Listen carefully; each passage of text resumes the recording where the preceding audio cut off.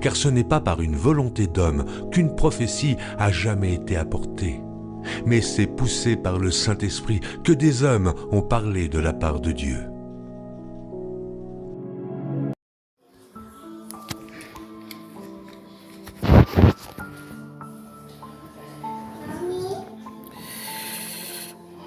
Père, merci pour ta parole pour nous.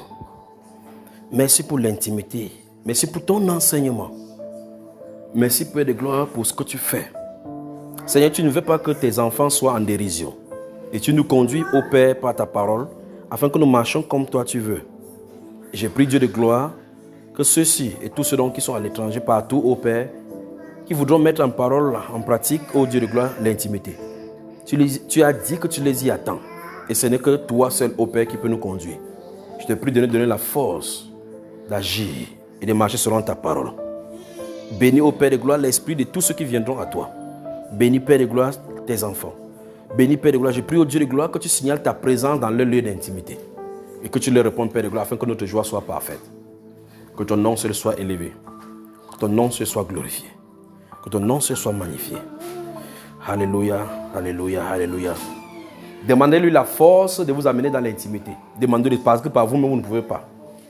Demandez-lui la force qui vous donne dans votre être intérieur d'être dans l'intimité, de pouvoir être dans l'intimité. De pouvoir être dans l'intimité. Demandez-lui, demandez-lui. Que le Seigneur vous bénisse. Que le Seigneur vous bénisse, qu'il bénisse votre être. Bénisse votre cœur. Père, merci parce que je sais que dans l'intimité, tu vas amener tes enfants. Et tu vas les faire venir à toi. Et tu vas te révéler à eux.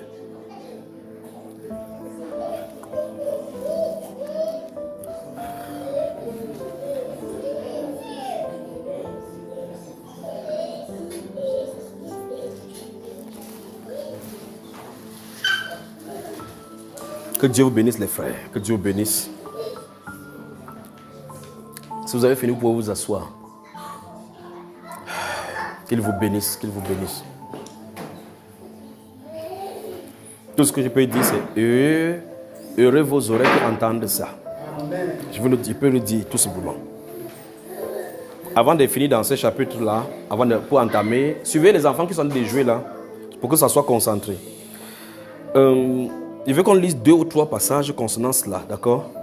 Si vous le voulez bien, à moins que vous ayez déjà suivi, vous avez compris. Mais je veux que vous voyez quelques passages, qu'on lise ensemble cela, d'accord? Ouvrez le livre des Proverbes. Proverbes. Vous pouvez noter, hein? Notez Proverbes chapitre 4, verset 23. Proverbes chapitre 4, verset 23. Vous avez noté? Chapitre 8. Proverbes chapitre 8, verset 30 à 33. Bon, on va prendre jusqu'à 35. Verset 30 jusqu'à la fin. Vous avez noté? Psaume. Chapitre 33, verset 8 à 12.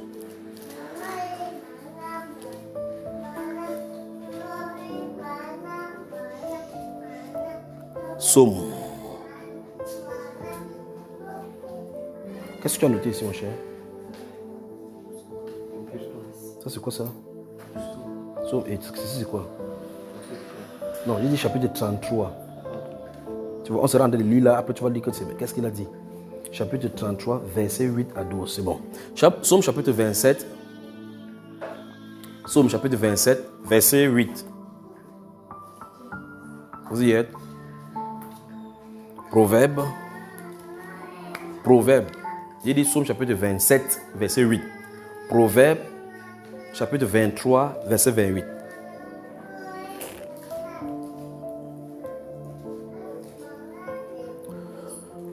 Deux Chroniques. 23, verset 28. Deux Chroniques. Chapitre 16, verset 9.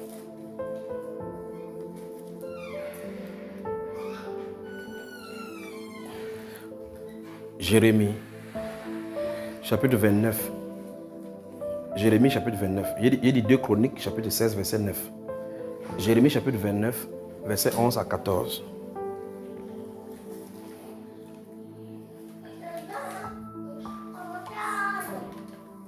Vous y êtes?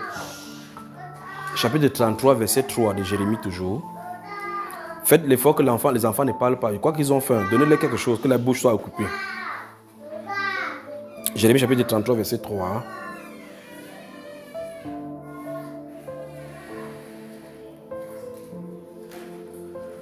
Le livre du prophète Isaïe, chapitre 45, le verset 3. Isaïe, chapitre 45, le verset 3. Notez. On va lire quelques-uns là-bas et puis je vais parler en apostrophe pour fermer ces chapitres sur l'intimité. Vous y êtes? Luc, chapitre 6, verset 11 à 12.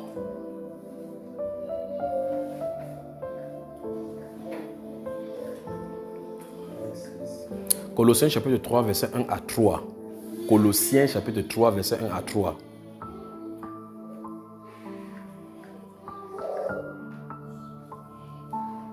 Ok. Colossiens chapitre 3, verset 1 à 3. C'est bon, on va s'arrêter d'abord là parce que si je continue comme ça, je peux redonner une centaine de versets là maintenant. Alors, maintenant, il se pourrait que pendant que je suis en train de parler, je donne encore d'autres passages, d'accord? Donc préparez-vous-en. Je veux que nous ouvrions Proverbes déjà. Ouvrons Proverbes, le livre des Proverbes. Ouvrons le livre des Proverbes. Chapitre 23. C'est la version Thompson, mon frère. C'est la version Thompson. Proverbes, chapitre 23. Lisons le verset 8. Tu peux lire le verset 28 là? 28. Oui. Elle dresse les embûches comme un brigand et augmente parmi les auteurs le nombre des traîtres. Qui ça? Qui dresse les embûches? Elle. Elle mis pour qui?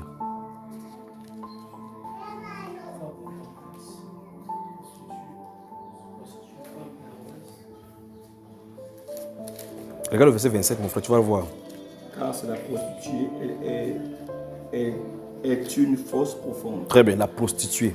Elle fait quoi maintenant? Verset 28. Elle dresse les embûches comme un brigand Oui. et augmente parmi les auteurs le nombre des traîtres. Des traîtres. Donc, la version du Cosan parle des nombres de victimes. C'est ce qui est dans la version Louis II, n'est-ce pas? Maintenant, je veux qu'on fasse un saut au chapitre 28.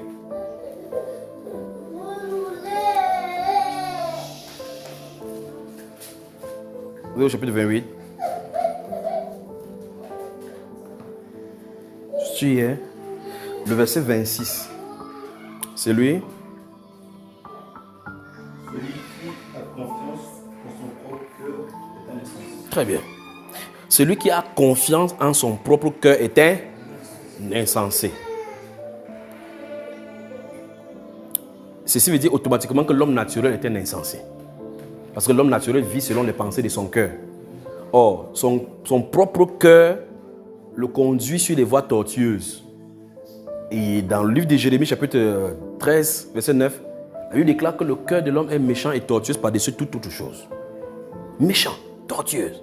Il dit qui peut le connaître.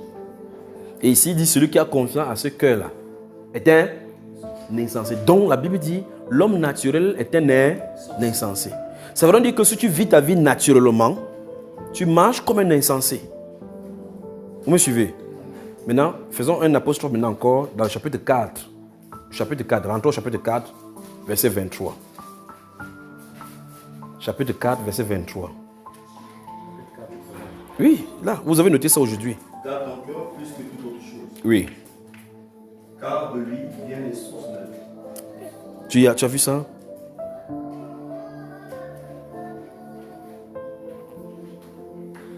Verset 23, qu'est-ce que ça dit?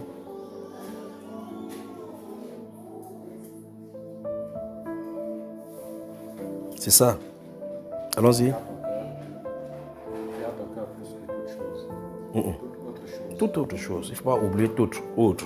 Ça veut dire que parmi les choses que tu dois garder, le cœur doit être prioritairement gardé par toi, ton cœur. Garde ton cœur plus que. Il y a des gens ici qui ont leur carte. Si tu vas avec lui pour qu'il puisse mettre pour prendre l'argent, il va pour Quand il va vouloir taper le code, il va te déconcentrer pour que tu ne se concentres pas sur son code, les 4 chiffres. Il va dire, mon frère, regarde le maïs là. Par exemple, tu regardes, tu vois, il tape ça comme ça. Pour que tu ne connaisses pas son code. Mais son cœur est ouvert à Satan.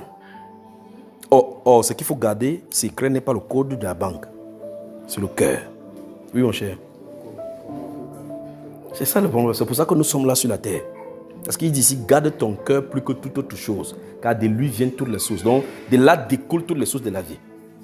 De ce côté, si on a dit tout à l'heure, verset 23, que celui qui a confiance à son cœur est un insensé. La première chose d'abord à comprendre, c'est que la Bible nous montre clairement que nous sommes mal barrés. Que si tu essaies de te conduire par toi-même, tu vas aller à ta bête. C'est d'abord ça qu'il faut d'abord comprendre. Quand tu comprends d'abord que tu as des problèmes, la problématique de solution maintenant vient. Comment faire pour s'en sortir? C'est pour ça que Christ est allé à la croix. Le problème est résolu depuis là-bas. Et on commence à comprendre. Donc c'est pour renchérir, entrer dans l'intimité. J'ai dit tout à l'heure que nous avons perdu 10 ans à marcher par nous-mêmes. Est-ce que ça a marché? Donc, la solution, c'est dans l'intimité. Dans l'intimité, tu comprends la parole de Dieu. L'intimité, tu comprends la volonté de Dieu. L'intimité, tu comprends la parole de Dieu pour toi. Ce qu'il veut pour toi, pour les autres. Comment il veut que tu marches le reste du temps de ta vie sur la terre. Là où tu vas partir, ce qu'il veut que tu fasses pour les autres, tu commences à comprendre. Pourtant, si tu n'étais pas dans l'intimité, tu ne connaîtras pas toutes ces choses. Tu vas faire ton programme par toi-même. Que cette année-ci, je vais épargner au moins 1 million pour construire ma maison. Et l'année où tu en es de faire ça, c'est l'année où il y a la guerre. Est-ce que tu connais? Et voilà, maintenant tu as fait le programme sans le programme de Dieu. Et lui, il a programmé la guerre, tu programmes la paix. Vous comprenez? Garde ton cœur plus que toute autre chose, car de lui vient toute la source de vie. Maintenant, chapitre 8.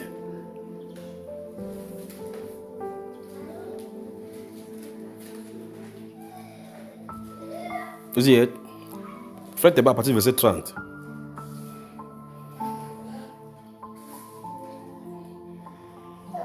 Allons-y.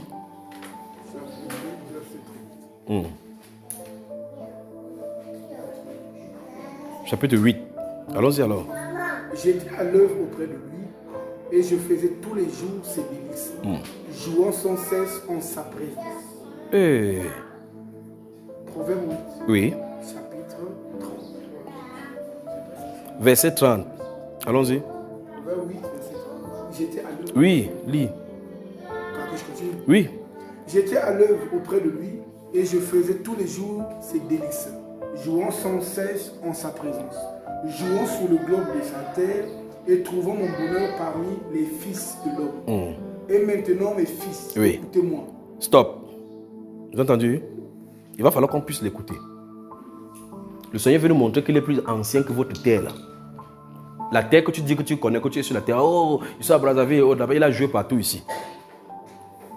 Avant qu'aucun atome de Libreville ou de Brazzaville soit ici. Il dit qu'il jouait ici. Il dit que ok, je suis plus ancien que vous sur la terre. Donc si tu penses que tu es sur la terre, tu n'as que quelques... Toi tu as peut-être 20 ans, l'autre a 30 ans, l'autre a ceci. Lui il était d'abord quand la terre fut créée. Il jouait ici. Il saute ici, met son pied à Libreville, il part à Brazzaville, il part là-bas, il jouait. Bon, si on comprend ça de cette façon-là. Maintenant il dit, et maintenant mes fils, écoutez-moi. Donc il a un conseil à donner, pas vrai? Allons-y. Et maintenant, mes fils, écoutez-moi. Et heureux ceux qui observent mes voies. Oui. Écoutez l'instruction pour devenir sage, ne la rejetez pas. Top. Donc, les instructions vous ont été données. Comment le retrouver, pas vrai? Amen. Il dit, ne rejetez pas cette instruction. Vous deviendrez sage en écoutant les instructions. Oui. Heureux l'homme qui m'écoute. Stop. Remarquez bien encore, depuis aujourd'hui, on a parlé des voix, écouter, entendre, comprendre. Il dit, heureux l'homme qui m'écoute. Donc, vous remarquez qu'il n'est pas dit heureux l'homme qui est le président de la République. Il n'est pas dit heureux l'homme qui est directeur général. Heureux l'homme qui est un cadre d'entreprise qui touche 2 millions de CFA par mois. Parce que si tu travailles dans une entreprise, tu as un diplôme, tu as un master, quelqu'un qui a le certificat touche plus que toi, ton conflit sera avec celui-là. Il va amener un travail, il n'a pas bien fait. Toi qui fais bien, tu touches moins et tu es en plus, tu es même son subalterne. Ta tête chauffe, tu dis que mais les incrédules, il y a trop d'injustice ici. Voilà ton conflit là-bas. Mais Dieu dit heureux celui qui m'écoute. Il n'a pas dit heureux celui qui travaille. Pas heureux celui qui nourrit sa famille. Heureux celui qui m'écoute. Donc il y a des bonheurs. Le plus grand des bonheurs d'un être humain sur la terre, c'est d'entendre la voix de Dieu. C'est plus que les dons spirituels.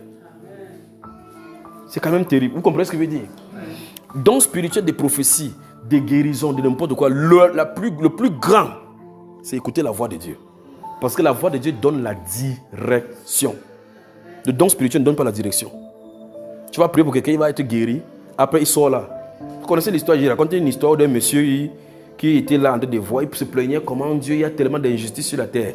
Et s'il était là, il pouvait juger ceci. Dieu lui a donné la révélation que viens t'asseoir. Observe la terre, tu vois n'importe quoi et ne dis pas. Et Dieu lui a montré une scène. Il a ouvert un écran, il a vu une scène. Un monsieur qui venait prier. Il a prié, il avait la mallette d'argent là. Il a déposé, il priait. Écoutez-moi bien. Il priait. Et un autre monsieur qui devait voyager dans un bateau est venu aussi prier là-bas. Pendant qu'il priait, un bandit est venu, il a volé la mallette. Il est parti avec. Le monsieur qui avait l'argent, il avait sa mallette. Comme il priait, il a fini, il a ouvert ses yeux, il ne voit pas sa mallette. Il a fait attraper ce monsieur-ci. Le monsieur qui devait être dans le bateau, il a tremblé. Tu vas payer avec les relations qu'il avait, comme c'était un grand monsieur, il a fait jeter à prison. Quand le monsieur l'a vu, parce que étant de l'autre côté de dimension, il voyait tout ce qui s'est passé. Il voyait que ce n'est pas ce monsieur qui a pris, il a vu exactement qui a pris. Dieu voulait lui montrer comment il contemple toute la terre et c'est lui qui rend justice parce qu'il a programmé toutes choses. Mais le Seigneur lui avait dit, si tu vois ça, n'essaye pas de parler. Quand il a vu ça, il n'a pas pu supporter. Il a dit que non! Quand il a fait comme ça, le tonnerre a fait... Tout le monde a eu peur. On a dit non, c'est sûr que ce n'est pas le monsieur qui a pris. On l'a libéré de la prison. Le monsieur était très content. Il a dit, ouf, enfin, on a rendu justice. Parce que la justice, selon lui, c'est que, comme ce n'est pas le monsieur là qui a pris, ce n'est pas normal qu'on l'enferme. On l'a amené au commissariat, on l'a enfermé.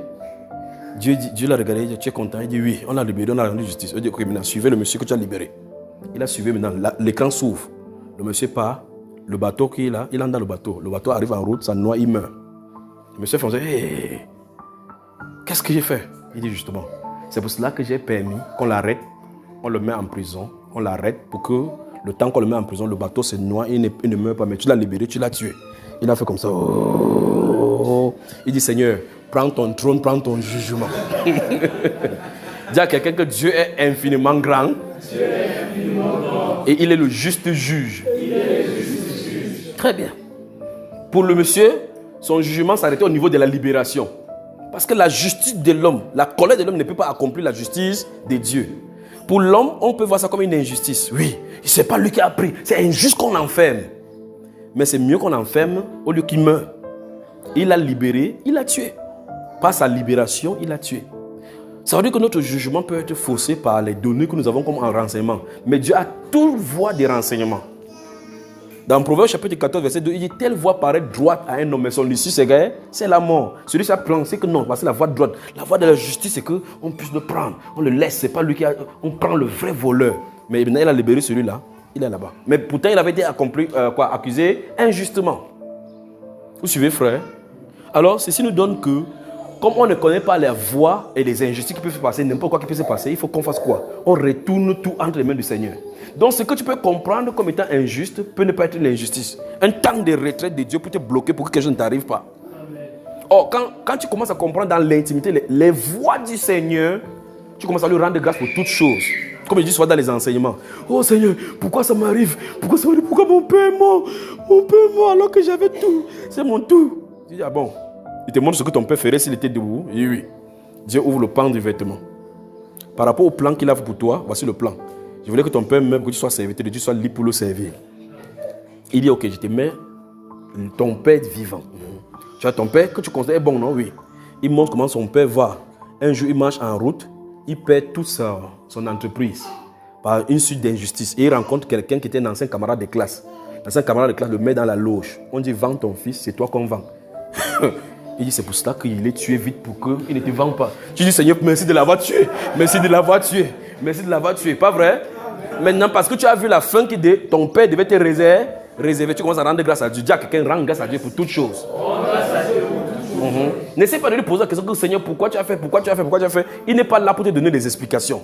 Il fait comme il veut. La Bible déclare que quand nous allons le rencontrer, nous connaîtrons comme nous avons été connus. Donc tu vas commencer à comprendre qu'en fin de compte, il n'y a rien qui arrive au hasard. Il a programmé toutes choses. Il arrive quelque part dans la terre, il dit, ok, le moment est arrivé d'enlever celui-ci. Parce qu'il est sur la terre, il va créer davantage d'épreuves. Pour ne pas créer davantage d'épreuves, pour que mon œuvre s'accomplisse, il enlève. Mais comme nous, on ne connaît pas la fin d'une chose, on commence à crier, Dieu, Jésus, il a enlevé mon père. Il te révèle que ton père, que tu dis que ton père là, devait te tuer. C'est là où tu comprends, on dit, oh, Seigneur, merci de l'avoir tué, vrai. Vous êtes là, mon frère? Il dit bien, quand vous commencez à aller dans l'intimité de Dieu, vous commencez à comprendre ses voix. Quand vous comprenez ses voix, vous ne murmurez plus. Vous ne murmurez pas. Quand vous ne murmurez pas, vous êtes dans la bonne marche parce que vous commencez à comprendre Dieu. Vous comprenez les voix du Saint-Esprit. Comprenez? Très bien. Maintenant, si Satan savait qu'en tuant Jésus, on devait avoir beaucoup de Jésus comme vous, comme ça là, il devait le faire. La plus grande des erreurs que Satan ait fait, ce n'est pas d'avoir quitté le ciel, c'est d'avoir crucifié Christ. Car si ce monde, si les grands de ce monde avaient leur sagesse, avaient connu Dieu, ils n'auraient pas crucifié le Seigneur des gloires. C'est ce que la Bible déclare. Mais pourvu que nous soyons sauvés, puisque nous devons être sauvés, il fallait qu'il meure. Mais il fallait aussi que quelqu'un aussi les crucifie. Donc, Pilate n'avait pas le choix que de crucifier. Malgré qu'il croyait qu'il devait avoir le choix. Il a dit il ne te sera donné aucun pouvoir que ce qui était réservé. Alors, Jésus veut par là dire tout est sous le contrôle du ciel. Vous n'allez plus vous inquiéter, non? Donc, dis à quelqu'un que n'est plus de ton langage. Ne doit plus sortir de ta bouche. C'est-à-dire, tu ne vas plus faire. Donc, vous n'allez plus faire ça, d'accord? Parce que c'est quelqu'un qui est dépassé par les inquiétudes. Pas de problème. On a vu ici dans la première partie que vous n'avez pas de problème. Donc, on doit peut-être saluer comme mon frère. Comment tu vas? Laisse-moi comme ça. Ça ne va pas. Ça ne va pas, n'est pas dans le langage des chrétiens. Ça ne va pas, n'est pas dans le langage des chrétiens. Parce que je viens de montrer là que c'est que tu penses comme si ça ne va pas, ça en est d'aller comme ça, comme Dieu veut. Pour le glorifier. Vous comprenez cela, hein? Les chrétiens sont des solutionneurs.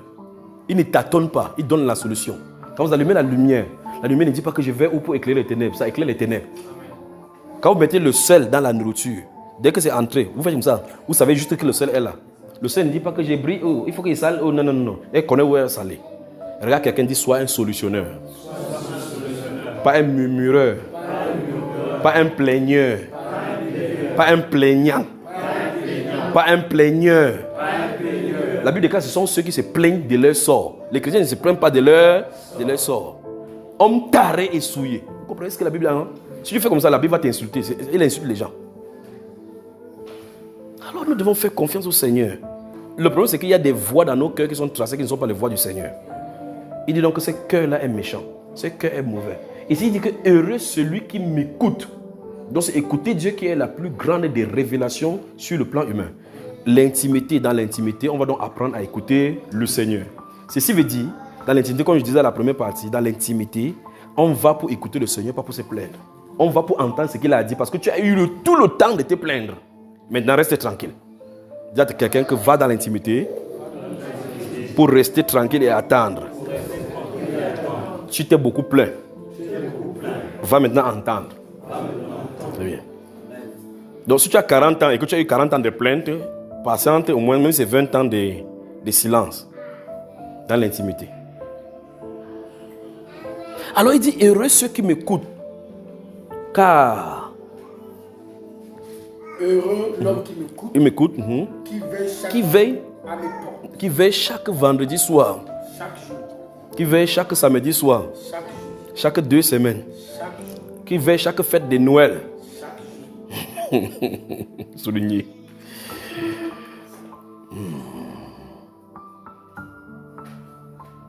Qui veille chaque jour. Où ça? à mes portes. Souligné porte. Il y a des éléments des sujets de la Bible, c'est que s'il faut parler, on va prendre 1 an. Ce seul passage, il faut au moins 4 pour pouvoir déshabiller cela. Il dit heureux cet homme-là qui m'écoute, virgule, qui veille chaque jour. Il y a écouter, veiller chaque jour, porte, qu'il faut expliquer. Mais il va seulement survoler, d'accord? Parce que c'est dans la première partie, on en a parlé grandement, il y a eu toujours beaucoup de ces choses. Jésus a dit dans Jean chapitre 10 que il est là. Très bien, donc c'est pas lui qu'on entre. Donc dans l'intimité, la porte par laquelle on entre pour entrer chez Dieu, c'est Jésus que tu passes. Donc tu ne peux pas adorer n'importe qui là-bas, ni ton Père, ni qui que ce soit. C'est Jésus qu'on peut contempler. Jésus est celui qui révèle le Père. J'ai cité ça dans Matthieu chapitre 21, chapitre 11 aujourd'hui. Nul ne connaît le Père, c'est le Fils, ou le Fils selon le Père, ou celui à qui le Fils veut le révéler. Dans le trône d'intercession, c'est Jésus qui est assis là-bas. La porte pour y entrer, c'est lui qui le fait. La grâce de nous entourer pour nous conduire dans la méditation sur le Saint-Esprit. Et quand tu te ouvres, tu vas te retrouver que le Saint-Esprit, c'est Jésus. Vous comprenez, frère? Il dit qu'il veille chaque mercredi soir à mes portes. Pour Et qui en garde les poteaux. Les poteaux. Les poteaux. Poteaux. Si on ne dit pas poteaux, on dit quoi? Les poteaux ont des poteaux, non? Les poteaux sont ce qui soutient la porte. Fondation, le fondement. Le fondement. Une porte a combien de poteaux? Une porte a combien de poteaux? Une porte a combien de poteaux? Hey. Une porte, 2 poteaux. Fondation des apôtres et des prophètes. Jésus qui était la pierre angulaire de la porte. Et qui garde les enseignements, la sainte doctrine. Et qui garde la vérité. Donc, il dit, on pourrait prendre le temps pour bien expliquer ce qu'il y a là-bas. Et qui garde la parole. Donc, tu ne peux pas vivre dans le péché, tu ne peux pas dans l'intimité, tu t'attends à ce que tu vas avoir à Dieu. Dieu va d'abord vérifier si tu es en règle avec la sainte doctrine. Doctrine transmise une fois pour toutes par les apôtres et les prophètes. Les 2 poteaux qui soutiennent la porte. Jésus-Christ étant la pierre angulaire. Alors, si tu es dans la sainte doctrine, tu es bien parti. Maintenant, il faut méditer dans son intimité. Continue. Car c'est lui qui me trouve. Stop. Donc, ça veut dire, Dieu se trouve derrière une porte. Dieu se trouve derrière une porte. Remarquez bien. Voici les escaliers montés. Il y a un poteau ici, il y a un autre ici. Je suis ici. Je me tiens ici. Jésus nous a rappelé déjà que lui-même il est à la porte. Il nous a rappelé cela. Quelque part dans les Écritures, il a dit de l'autre côté, lève-toi voir mon frère, tu te tiens ici. Non, c'est pas bon comme ça. La porte, si elle est ouverte, c'est ouvert ici. Non, c'est là fermé. La soeur qui est là-bas, la soeur, lève-toi voir s'il te plaît. Les enfants là, il faut occuper vous. Tiens-toi derrière la porte là, d'accord? Tiens-toi derrière la porte, tu fermes. Va derrière. Il faut fermer. Vous comprenez bien la porte là. Entre là-bas, tu fermes la porte. Tu restes là-bas. Peut-être pense que son est là chassé de la salle. Je veux seulement que vous compreniez ce que son le dit. Ferme la porte. Donc, il y a la porte qui sépare un côté de l'autre côté. Jésus dit ici, dans la parole dit ici, que heureux ceux qui veillent à la porte. Ça veut dire que la porte est comme fermée. Dans Apocalypse, la Bible, Jésus dit que je me tiens à la porte, je frappe. Donc pendant que tu en es frappé pour ouvrir, lui-même en est frappé pour ouvrir. Ça veut dire que Jésus est disposé à ce que la porte s'ouvre. Parce que la porte est l'intermédiaire qui ferme le voile entre toi et Jésus. De ce côté, s'il dit, pendant qu'elle est à la porte de l'autre côté, je peux être en train de faire autre chose ici. Donc je ne m'intéresse pas à la porte. Elle fait un pom pom pom pom pom pom. Je ne m'intéresse pas à elle. Si il dit maintenant, ma soeur entre, elle ouvre la porte, on peut maintenant communier, on peut commencer les échanges. Comment tu vas? Je peux savoir comment elle est habillée, voir toutes ces choses. Donc là, maintenant, nous sommes dans l'intimité. On a quitté l'étape de la porte à l'étape d'intimité. Devant l'intimité, donc on a dit, tu veilles chaque jour. Et Jésus avait dit dans Matthieu chapitre 7, verset 7, c'est là où ça commence à prendre son sens, qu'on ouvre à celui qui frappe. C'est de ça dont tu parlais.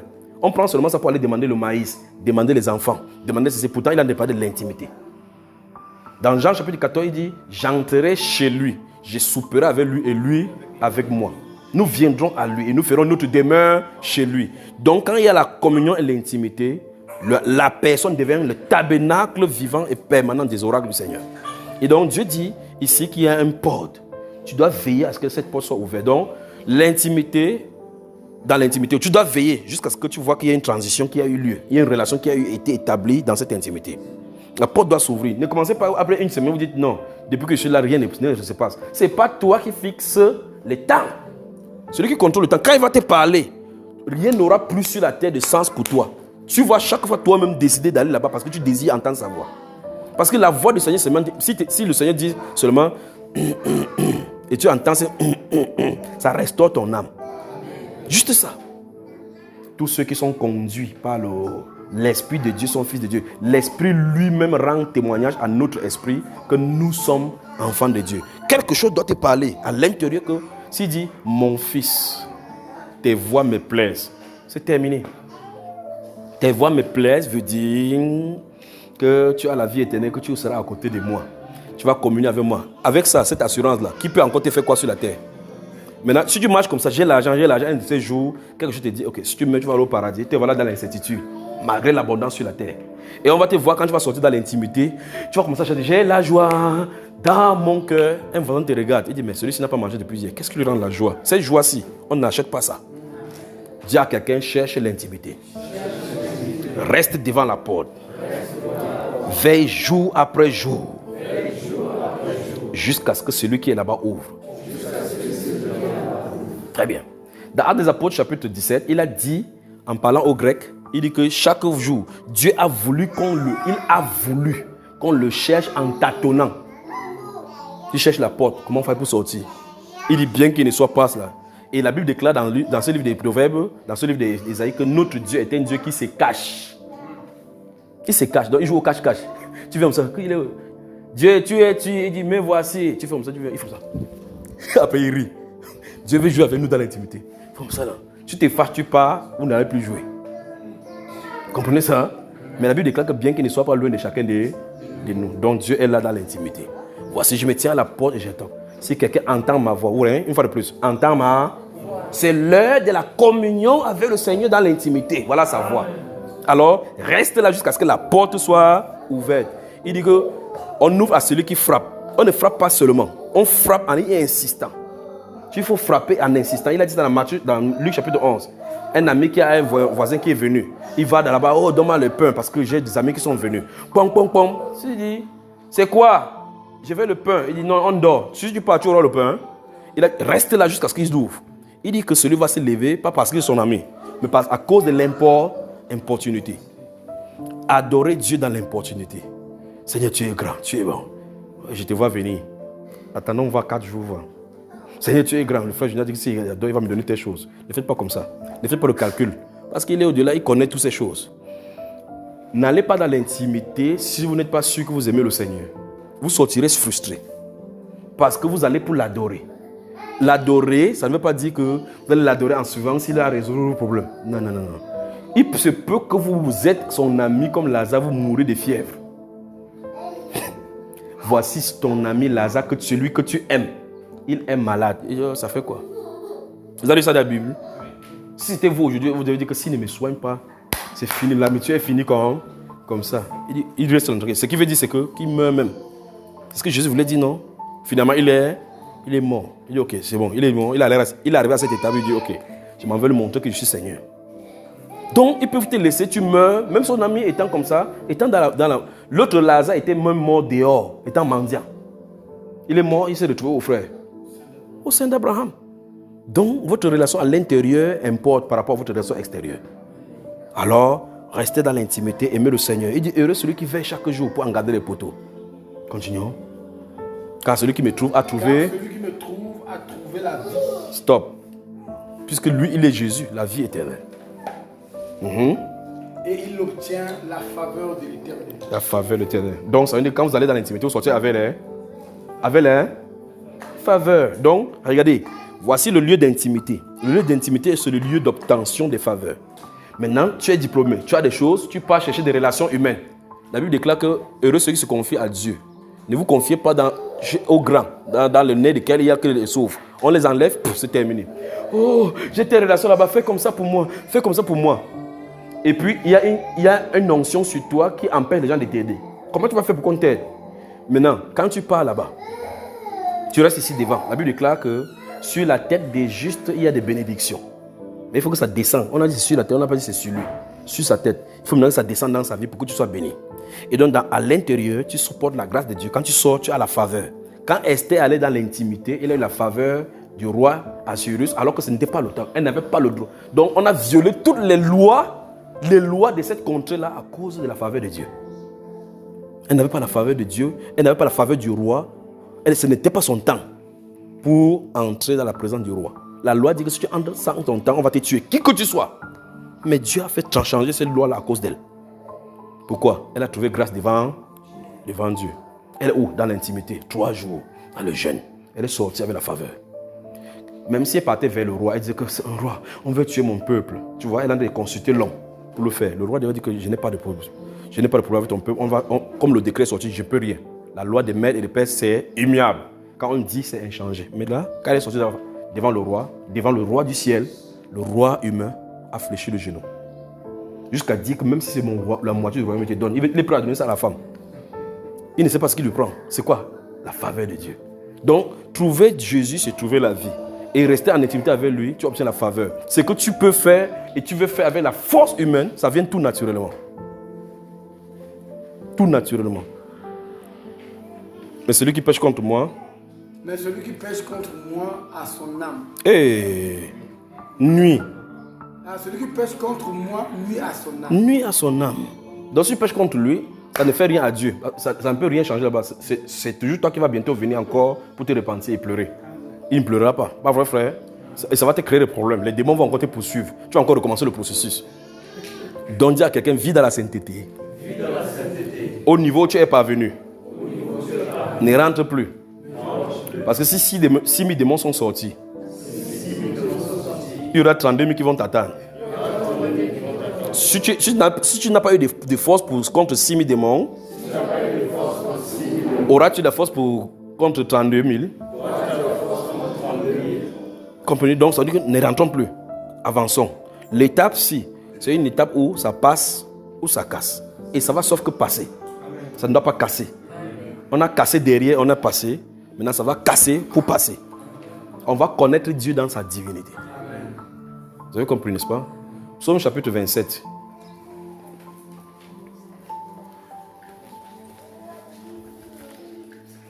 Psaume, le chapitre 27.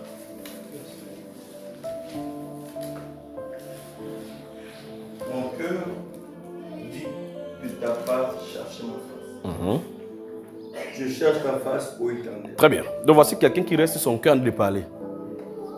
Il est resté comme ça, et puis il a entendu son cœur en train de parler. Mon cœur dit de ta part, chercher ma face. Là, c'est au pluriel. Donc, quelqu'un est resté, l'esprit a commencé à prêcher dans son cœur. Mon cœur dit de ta part, chercher ma face. Regardez bien. Normalement, ce frère, il reste comme ça. Regardez bien. Supposons que lui soit David. Il nous raconte qu'il est resté un jour, son cœur a commencé à parler à l'intérieur. Quelqu'un d'autre en train de parler dans son cœur, il dit, cherchez ma face. Il n'a pas dit cherche ma face, ouvrez-vous le pluriel. Il dit cherchez ma face. Quand il a dit ça, il vient d'avoir la révélation que Dieu s'attend à ce que les hommes le cherchent. Et lui, il dit qu'il a pris la décision. Moi, je cherche ta face, ô Éternel. Il veut dire, il ne sait pas ce que les autres vont en faire. Mais lui, il cherche sa face. Dans le psaume 119, il dit quoi? Il dit que 7 fois le jour, il se lève pour le louer. 7 fois, pendant 7 fois. 3 fois par jour, Daniel allait tourner la fenêtre en direction de Jérusalem pour invoquer le Seigneur, le Dieu d'Israël. D'accord? Alors, son cœur dit, venant du Saint-Esprit, cherchez ma face. Donc, l'ordre est donné sur la terre de chercher la face de Dieu. Et puis, David a pris la décision, je cherche ta face, ô Éternel. Et qu'est-ce que vous en dites? Vous allez faire comment? Très bien. Dans le livre de Luc, chapitre 6, le verset 12, vous avez noté ça aujourd'hui, vous allez noter le verset 11 et 12. La Bible déclare que Jésus a passé toute la nuit sur la montagne pour prier Dieu. Donc pour prendre la décision de choisir les disciples, il a passé toute une nuit pour prier. Pour chercher la face de Dieu. Et quand il est cherché, si vous prenez des minutes jusqu'au matin, vous remarquez qu'il prend peut-être plus de 12 heures pour prier pour chaque personne. Donc 1 heure pour une personne, 1 heure pour une personne, pour chaque 12. Pour venir prendre la volonté parfaite de Dieu, il faut que Judas soit parfaitement là pour le trahir parfaitement.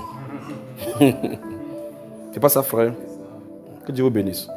Alors, c'était seulement une parenthèse par rapport à la première partie où nous avons parlé de l'intimité, pour que vous ayez les versets qui vont vous soutenir là-dedans. Notez Actes des Apôtres chapitre 17 dont j'ai parlé, versets 20 à 24. À 24. Actes chapitre 17, versets 20 à 24. Et Apocalypse chapitre 3, versets 14 à 22. Particulièrement le verset 20 à 22.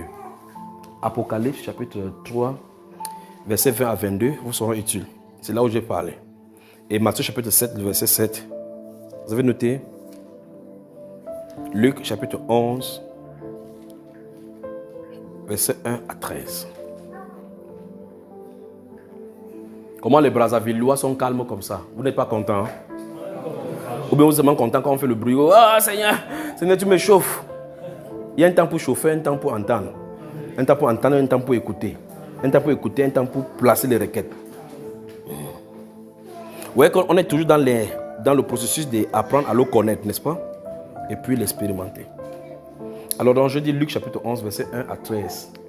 Apocalypse chapitre 3, verset 14 à 22. Donc, ce qui nous intéresse, c'est le verset 20 à 22. C'est bon? Donc ça, c'est par rapport au verset de l'intimité pour la première partie.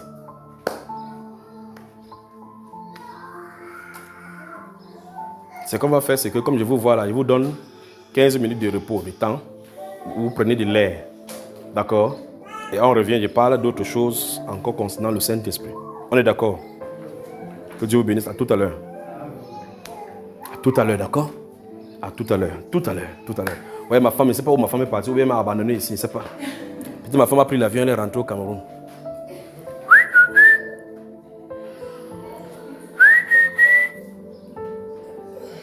Ma femme est partie, vraiment, elle m'a abandonné.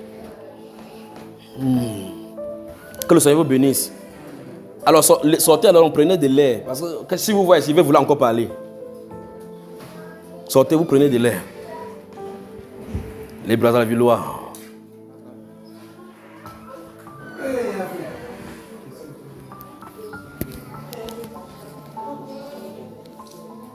Fais mes cheveux, ma femme. Tu as envoyé ma femme où? Ah, elle est seulement partie.